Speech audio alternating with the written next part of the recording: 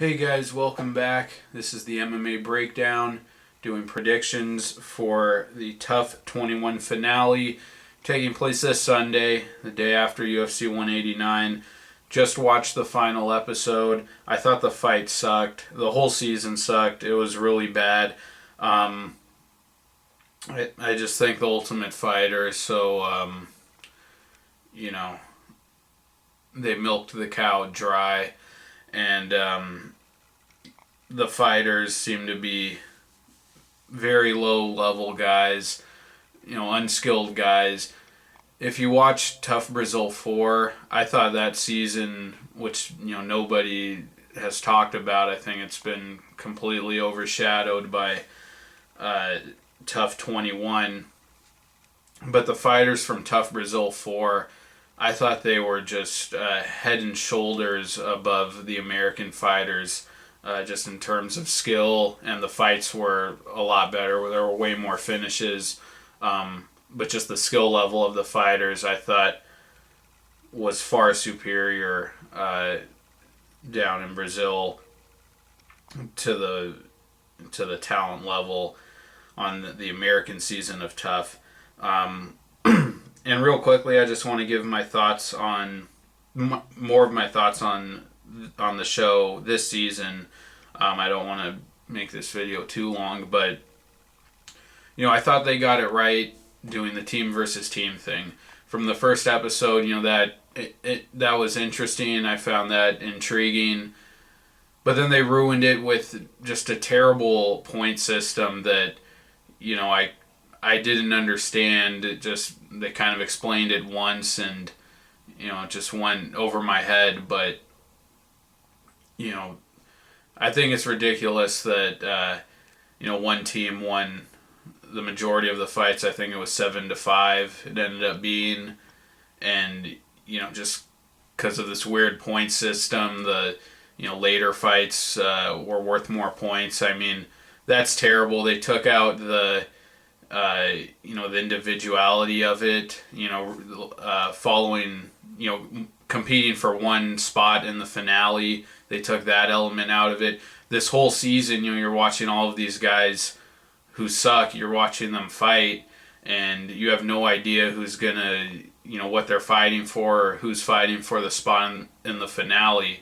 That was really terrible. I mean, if you're gonna have a tournament format, you need to know, who's advancing, fight by fight through each round. So I thought that was terrible. What they should have done, I thought, was if you're going to do team versus team, which again, I liked that dynamic, and then I just completely lost interest after that when they,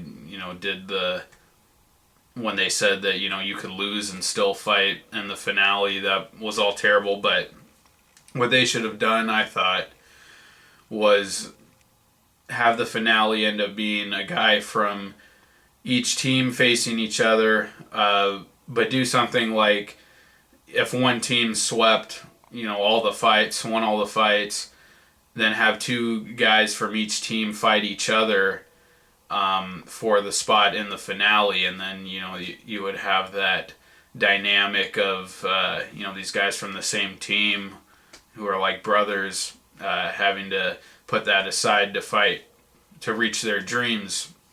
I thought that just would have been way more compelling than this stupid point system they've made up for this season. But on another thing, the prize money, I think it was $200,000 for winning the TV show, and then $300,000 for the winning fighter. Or that's what my complaint is. I didn't know this whole time. Is the money going to the gym, to the owners, or distributed among the fighters? I had no idea, and I still don't know. So that was another thing that I didn't like. But then Dan Lambert, giving the $200,000, donating it to the Wounded Warriors, which God bless the troops, and I'm all for helping people out like that and giving to charity. But these guys who are fighting probably just barely getting by, not making much money, fighting to accomplish their dreams. Did they all agree to, give up that money? Was that money supposed to go to the winning fighter? Because if it was, to take that away from a guy who, is going through this show and is probably never going to see the light of day without the show and this opportunity to fight in the UFC, to take that money away from him, to me that seems pretty wrong, even though it went to a very good cause. But I didn't like that. I mean, what's the incentive for these fighters if, they're not going to be able to better their lives and have some, a bit of financial security? But anyways, let's get to the actual fight card, which, by the way, I'm not excited for at all. Not even the main event. I think it's just an irrelevant matchup for a main event. And the rest of the card, it's just not very good. It's really an event that they're holding just to, support the show, the finale fight. And it's easily the worst one of the month, where we have 5 events this month. I think this is completely unnecessary. But anyways, okay, Trevor Smith versus Dan Miller at middleweight. Dan Miller, this is his first fight after, I think, about a 2.5 year layoff or so. And, Dan Miller, never a guy who was able to beat, anyone of any significance, really. Competed well against Marquardt back in the day. Got starched in his last fight against Jordan Meehan. He got close with an armbar early in that fight, but Meehan got out of it and then destroyed him on the feet. And his last win was over Ricardo Funch. That was, I think, 3 years ago. Really a long time ago. And his win before that, his last one before that, was against Joe Dirksen, going back to 2010. So a guy who, has not been active at all. And even when he was fighting, didn't beat anyone who was any good. So I have to go with Trevor Smith here. Dan Miller obviously has the submission ability, and I could see, Smith being the wrestler. On the ground, I could see Miller locking up a guillotine or something, or, going for a submission, pulling guard, jumping on a guillotine on the feet. But Smith has been more active recently. Looked terrible in his last fight against Cal Magalhaes, just got ran over. He lost identically to Tullis Leites, just got ran over right at the beginning of the fight. He blitzed him and knocked him out, but has shown that he has some wrestling ability, can be effective with that, was able to take down Brian Houston all day for the decision win there, was able to do the same to Torre, and showed that he can throw down on the feet too against Ed Herman. So I'm going to go with Trevor Smith here. Not a confident pick, but I just can't pick a guy who's been out for almost 3 years. And if this was Dan Miller when he was fighting actively, I would take Dan Miller easily. I think just a way more skilled guy with the submissions, but can't take him here. I'm going to go with Trevor Smith. All right, next fight up, we have Cal Magalhaes versus Josh Samman, another middleweight fight. Cal Magalhaes, I think he's had 5 or so fights in the UFC.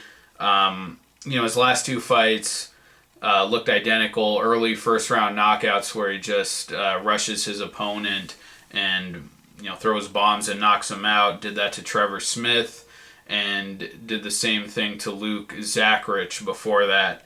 Had a win over Carlos Vemela where he was really getting beaten up. Gutted out a decision against Nick Ring I should say squeaked out a decision, where he dropped a round early. But, you look at his fights where they've gone past the first round, and there's really not a whole lot there that's really impressive. And if he's not able to hurt Samman early, I definitely see Samman being capable of weathering the storm and then dishing out the damage himself. Samman, I'm not quite sold on him yet as really a high level guy, but on tough, had a finish over Torre, a pretty aggressive striker. When he's on, but when he's not, he kind of falters. Got his back taken early by Gastelum, I think in the first round, and got subbed pretty easily. And then in the UFC, got a finish over Kevin Casey, was stuck in a triangle armbar early in that fight, was able to get out of that, and then ground and pounded Casey for the finish. So, he is an aggressive fighter. And then, of course, in his last fight, I didn't think he was looking good against Eddie Gordon. Was getting out-wrestled and outstruck, but was able to land that head kick and, showed enough resolve to be able to fight through the adversity and get the knockout win there. So, I think Sam is just the more diverse guy. I think he can fight in the later rounds, has more of a complete game, whereas Magalhaes, I think, in his last two fights, he really depends on blitzing his opponent early to get that early finish. So I'm going to go with Josh Samman. All right, moving on. At welterweight, George Sullivan versus Dominic Waters. Short notice fight. I can't remember who Sullivan was supposed to fight. Marcio Alexandre Jr. from Tough Brazil 3, the finalist there. But Dominic Waters bringing him in on short notice from Tough 16. I actually remember his fight against Mike Ricci. It was a really boring fight. I mean, neither guy there looked really good, and there's nothing memorable about him. George Sullivan, I had kind of written this guy off as a guy who didn't really belong in the UFC after his debut win over Mike Rhodes. I just thought he looked very, very mediocre. But then really impressed me with his win over Igor Araujo. Just took him down and pounded him out. Got the knockout with ground and pound very brutally and violently. But then his last fight against Tim Means, we really saw his limits. Got dropped on the feet and then just couldn't do anything off of his back. Means ground and pounded him and ended up submitting him with the arm triangle. I'm gonna refrain from making a pick here just because Waters has not fought in the UFC. I only saw him on Tough, and I haven't followed him at all after that. So I won't make a pick, but I think I would expect Sullivan to win, but I really don't know. All right, next up at featherweight, Maximo Blanco versus Mike De La Torre. Maximo Blanco, a guy who I think has just been very underwhelming, throughout his UFC career. Came in about 3 years ago, 2 or 3 years ago, and just doesn't fight with a sense of urgency. A lot of his fights, even the ones he's won, like against Sam Sicilia, and I think he won against Felipe Arantes. But those fights, he just they're razor thin. He hasn't been very dominant. He was in his last fight against Dan Hooker, but most of the time just seems like he's just going back and forth with the guy, going through the motions, and not really fighting with a sense of urgency. Yeah, lost the fight against Felipe Arantes, and against Andy Ogle 2 fights ago. Came out and landed, I think it was a flying knee or a crane kick, I think. Something like that. Dropped him, I think won that round, and then the second round just gets out-wrestled and out-grappled by Andy Ogle, which is not a good look at all. Ended up being able to win the third round and escaped with a decision there. And then against Dan Hooker, really kind of broke out of his slump, I thought. Was really aggressive all over him from pillar to post with his striking. Just was able to stand right in front of him and pot shot him all day. And that was by far his best performance, but not against a high-level opponent. So I don't really know what it all means for Blanco. And against his opponent here,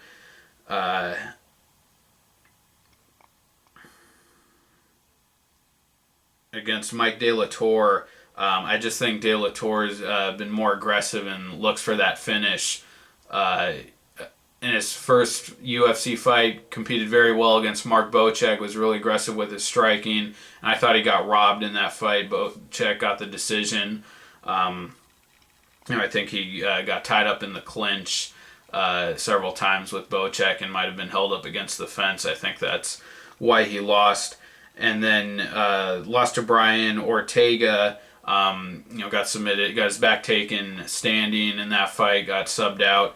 But then in his last fight against Trator Oliveira, I thought he got a very impressive knockout. And Trator looked like a dynamic striker before that in his fight against Arreola. So De La Torre has power, throws with a lot of aggression. Blanco, I think, will have the wrestling edge, can attack on that front. He's more diverse, but I'm going to go with De La Torre. Just fights with more aggression, seems to have more of a sense of urgency, and really looks for that finish. So, De La Torre. Next up at flyweight, Daryl Monu versus Willie Gates. Daryl Monu, I'd heard the hype on this guy coming in to the UFC. I think he was, actually I'm not sure what organization he came from or if he was a champion, but in his first fight got knocked out brutally by John Dodson. Couldn't deal with the speed. I believe that was a first round loss, but couldn't deal with the speed and just got blasted from all angles, and completely ran over in that fight.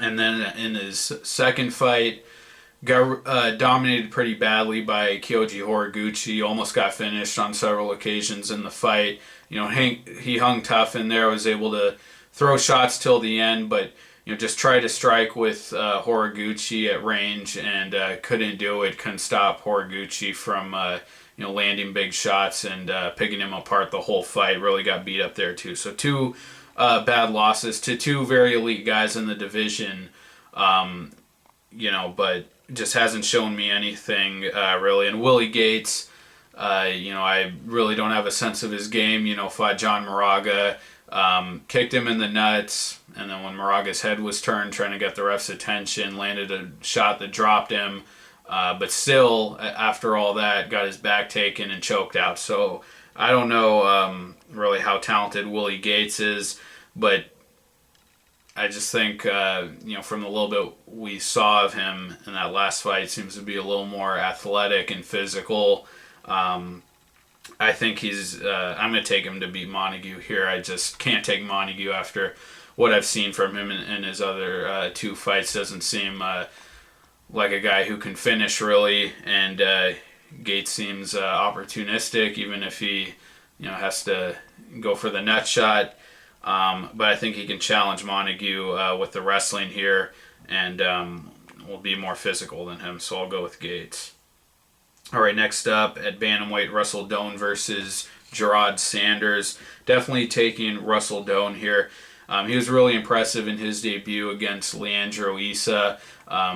He's a real scrappy guy, not too technical with his strikes or diverse really, but comes forward, throws with a lot of vigor and throws a high volume of strikes and mixes in some wrestling too, and ended up submitting Issa on the ground with a triangle. Issa, a decorated jiu-jitsu guy, and he was able to put him to sleep, I think, with his triangle. That was in his debut.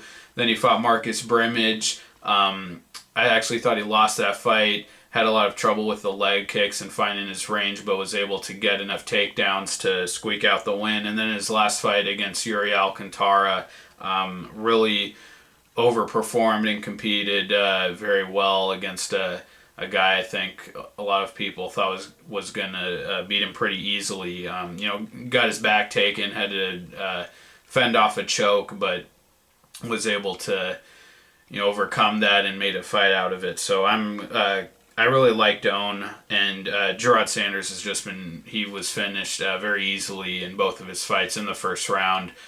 First by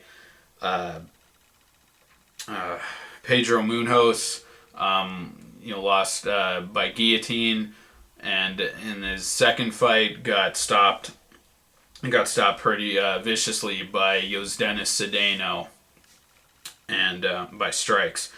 So got to go with Doane here. Sanders has not looked like a strong prospect, and Doane has. So got to go with Doane. Next up at women's strawweight, Michelle Waterson versus Angela Magana. Waterson, I know there's a lot of hype around her. I don't watch much MMA at all outside of the UFC, and definitely not Invicta. So I've never seen any of Waterson's fights. Magana from Tough 20, the last previous women's season. I thought she looked good in her fight against, was it Joanne, or I think it was Aisling Daly that she fought, and I thought she looked good early in that fight. I think took her back and was trying to work for an armbar, and I think they got stood up, if I'm remembering correctly, but eventually got pounded out, I think, by ground and pound, and got stopped there. And then in the finale fought Tisha Torres, and there I didn't think she looked good at all. Got dropped and just couldn't close the distance and make anything happen against her. Looked really flat and didn't put up much resistance. So I would expect Waterson to win here, but I can't make a pick. All right, next up at welterweight, Jorge Masvidal versus Cesar Ferreira. And this is Ferreira's debut at welterweight. I was really high on Ferreira coming off of Tough Brazil 1. It seemed like a really dynamic guy. Had an unorthodox striking game. I think he's a capoeira-style striker. And also had a great guillotine. I think had a finish on the show. I can't remember who he beat, but finished one guy by guillotine. I think finished another guy, knocked him out with a head kick. And then fought in his won the show in the finale against Sergio Moraes, and then had a real nice win over Thiago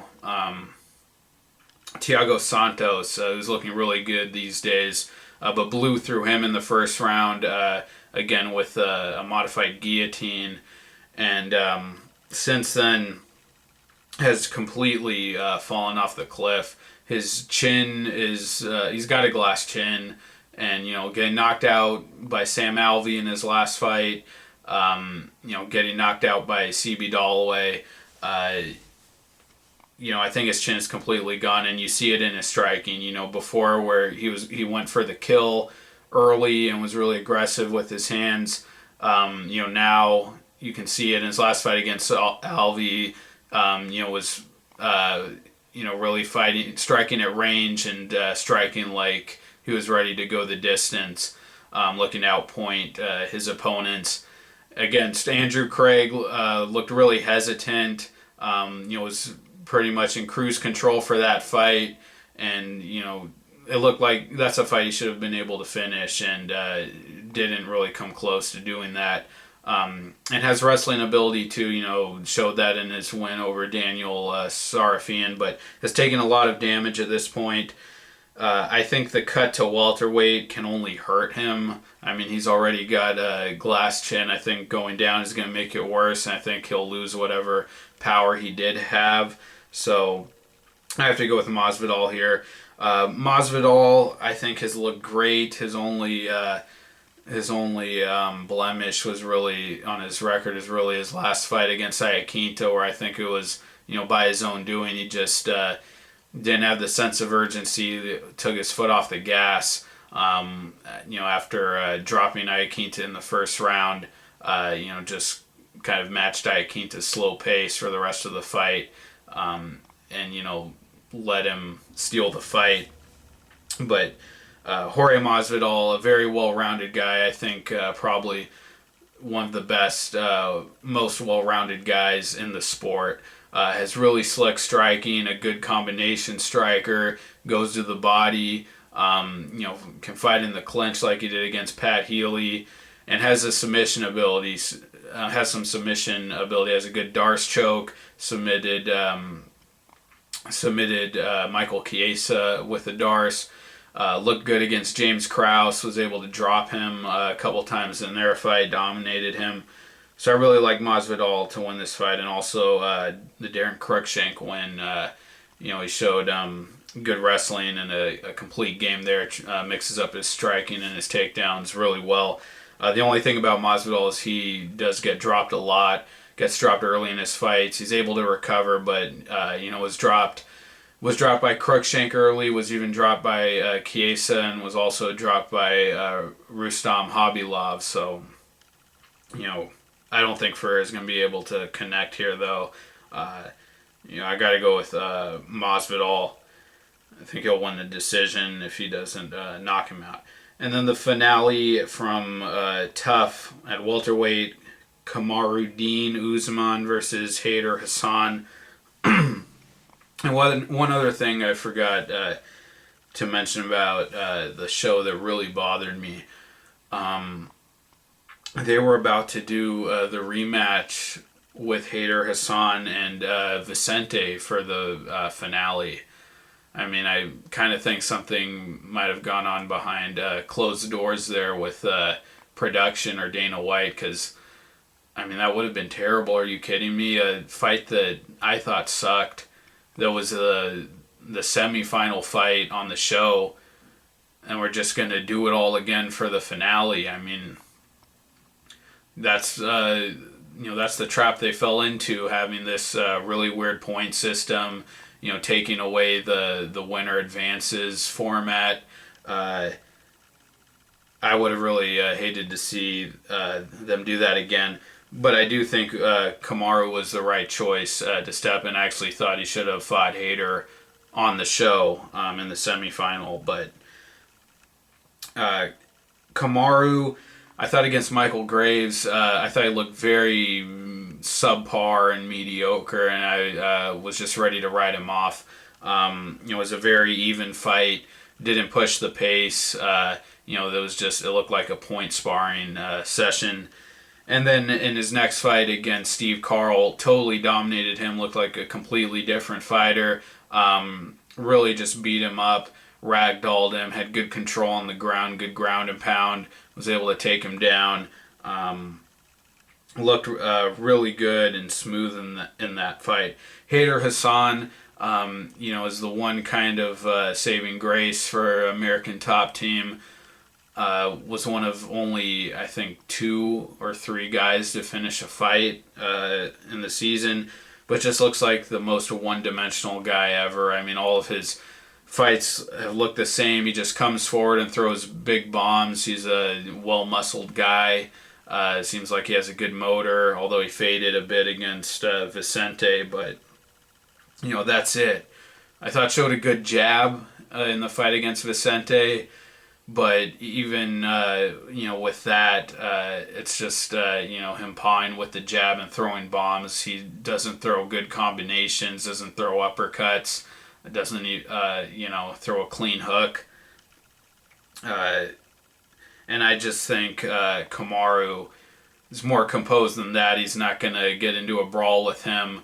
You saw against Vicente. Vicente was able to counter him and, calm down a little bit, use more technical striking. If Kamaru fights like he did against Graves, I definitely think Hassan, with his pressure and power, can connect and hurt him. But if Usman's able to be composed, try to work his clinch game and get him down. I just think Hassan is too one-dimensional. I really don't know. I don't see either of these guys doing anything of any real significance in the UFC. I'm going to take Kamaru. Just think he's more well-rounded, but I could definitely see Hassan, catching him and winning this early. All right, and then the main event at welterweight, Jake Ellenberger versus Stephen Thompson. Like I said, I don't think this is a relevant matchup at all, really. Ellenberger, I don't think has anything left. I've said this over and over again. Ellenberger was never the same after he lost to Martin Kampmann. Was on a good run there and was doing well against Kampmann. It went into the second round where he was beating up Kampmann early, dropped him, and then the second round he got caught with a knee coming in, got dropped, and they called the fight. And in the very next fight against Jay Huron, you saw how hesitant and completely timid he was. I mean, he went from being the juggernaut, just like the X-Men character, just blitzing guys, putting his head down and running them back into the fence, throwing big combinations, and had a lot of hand speed and power, just chasing guys down. And then against Huron was a completely timid and hesitant fighter.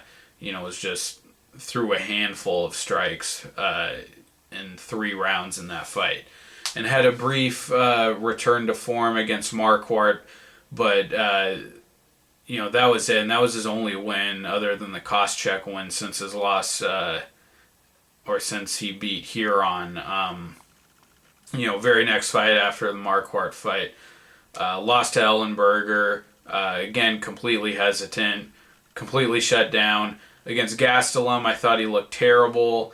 Against Lawler, did not, he just doesn't throw. He's very hesitant to throw, and it's not like he's been knocked out cold. I mean, Kampmann dropped him, but it's not like a guy who has a glass chin who's been knocked out over and over again.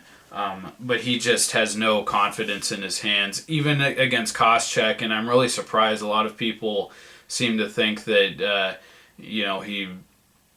he turned things around against Koscheck. I didn't think he looked good. I mean, he got taken down by a severely diminished Koscheck, and he was still very, very hesitant on the feet. I mean, only threw a handful of memorable shots. Just doesn't let his hands go like he used to, and finished the fight with a really low percentage choke that I think only worked on Koscheck because he was so desperate for the takedown, was always in on his legs, and stuck his head out there, left it in place for Ellenberger to lock on that choke. And you saw Koscheck lose his next fight, and now he's in Bellator. So I don't think Ellenberger's done anything to turn things around. I mean, the loss to Gastelum was just awful. Just the way he let him take his back, and didn't look like he tried to escape or defend the back take at all. But Stephen Thompson, I think he's been a little inconsistent. I really liked his knockout win over Robert Whittaker. I thought he was really ready to turn the corner there. I liked his win before that against Chris Clements, where he was able to show a bit of wrestling and finish the fight on the feet. But then his last fight against Patrick Cote, who's not really a dangerous guy, kind of an over-the-hill guy at this point, he was very hesitant. He hardly threw anything in that fight, and I didn't like that. I think his karate style, his sideways stance, he struggles a little bit against these pressure boxers like Ellenberger. I think he's going to have the advantage there. You saw in his fight way back against Nishan Burrell, Stephen Thompson. Burrell was able to just come forward and walk right through that karate stance and Thompson couldn't create any separation. And Whitaker was really aggressive. He came at Thompson. And I think because Ellenberger is hesitant now, he holds back, really picks his shots. He's very methodical. Throws a very low volume of strikes now. I think that's going to help him here against Thompson. Because he's not going to come right at him, and that's when Thompson can get in his groove and really make use of his feints and his movement, his karate stance. I don't see Ellenberger being put out. Hasn't, like I said, he's never been knocked out cold, and I don't think Thompson is consistent enough with his volume or really keeping the pressure on guys to get the finish. I mean, most of his stuff is counter based and catching guys coming in like he did to Whitaker. And I think Ellenberger's pressure, his forward movement, I think it'll be enough here to kind of render Thompson's karate stance ineffective. So I'm going to take Ellenberger. I think he wins a decision. I think it's ugly. I think he's still very hesitant with his hands. Thompson is definitely the more skilled striker, I think, at this point, and, could catch him, but I just don't see Thompson having the volume like someone like Lawler, who was just on Ellenberger the whole time, and even then wasn't able to finish him until the third round. Ellenberger has some wrestling ability as well, but I really just think, if Thompson was a more active, more aggressive guy, he could get this win, but he's going to be looking to counter. Ellenberger isn't just going to come right at him, but he's still just kind of going to have that methodical, forward pressure, throw shots here and there, and I think he's just going to outpoint Thompson for a decision. But, I don't feel confident in it. Ellenberger's just mentally completely gone, and I could very well see him, making a blunder here and losing the fight. But I'll go with Ellenberger by decision. All right, guys. Well, those are my predictions for the Tough 21 finale. Thank you for watching. Please like the video, comment, and subscribe. Check out my predictions for Mir versus Duffy. That's next Wednesday. And I'll be back soon with my predictions for next weekend's event, Fight Night Scotland, Bisping versus Laitez. And then we have the Dillashaw Barao Fox card at the end of the month. And then it's on to August. All right, guys. Thank you. Take care, and I'll see you next time. Bye. Hey, guys. So one more fight that was added to the card just today. That's why I didn't do my prediction for it yesterday when I made the rest of my predictions, but Michael Graves versus Vicente Luque.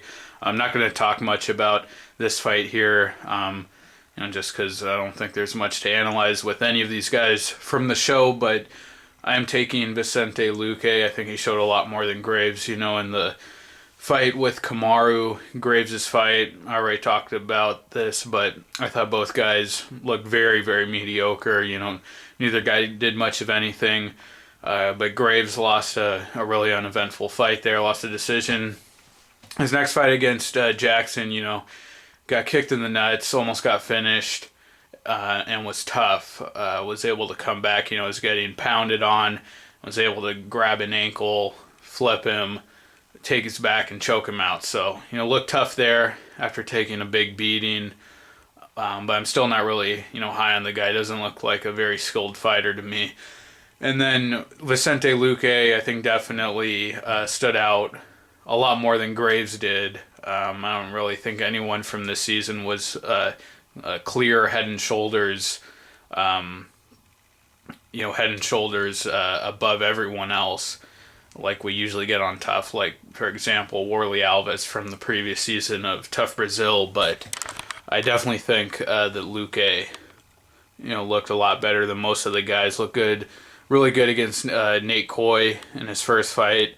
Was winning on the feet. I thought Coy was able to get back into it a little bit with the striking, but then on the ground, was able to catch him in the darce and choked him out.